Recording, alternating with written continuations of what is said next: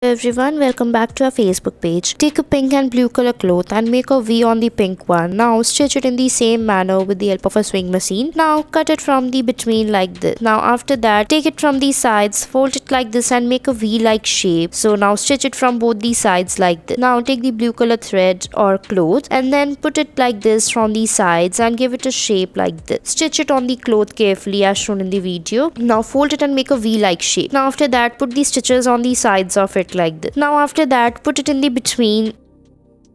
Moving forward, we'll be taking a pink color cloth and fold it with the help of a spatula like this and make a shape and frills over it. Now take a wooden cardboard sheet, fold it like this and then paste it like this. Now put the cloth in the between of it, put the lace like this and then fold it from the sides to tie it from the between. Now put it over the cloth and stitch it like this. Do not stitch the wooden cardboard piece along with it. Just fold it to help you to stitch it carefully. So now take a fork, fold the cloth like this and then you can make the shapes over the clothes with the help of the knife or spatula to fold it like this.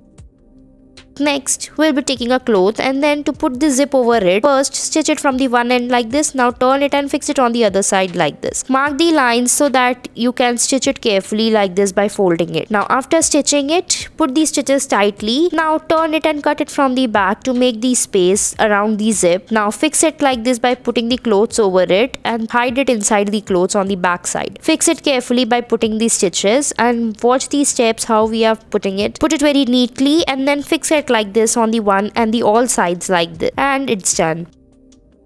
Take a cloth like this, fold it from the between and make these stitches on the sides. Now after that, we'll be pressing it from the between like this, make a space and then put the stitch over it using the machine like this. Now after that, open the cloth and follow the same step for the other side. Now after you are done with it, we'll be opening it, turn it inside out like this and you will get a shape like this. Now next, moving forward, take a cloth and then put the white cloth over it like this and stitch it carefully like this. Now again, we'll be putting another side cloth like this and then again stitch it carefully as shown in the video. Now press it like this and then put the machine and stitches on both the sides like this. Now cut it from the between little bit, fold it like this and then press it and put the stitches carefully. Stitch it one by one and then turn the cloth inside out and you will get a bag like shape. Now stitch it from the other side as well like this and it's done. Next, we'll be taking a shirt or a cloth and then fold it like this and put the stitches in the between by folding it equally. Now after putting the stitch, now we'll be again folding it like this and again put the stitches over it by folding it. So watch these steps how we are folding it into smaller sections and then we are putting the stitch over it one by one. Put the stitch in a single line like this. Do not make it a wavy line. Now put the buttons and then again put a cloth over it and it's done.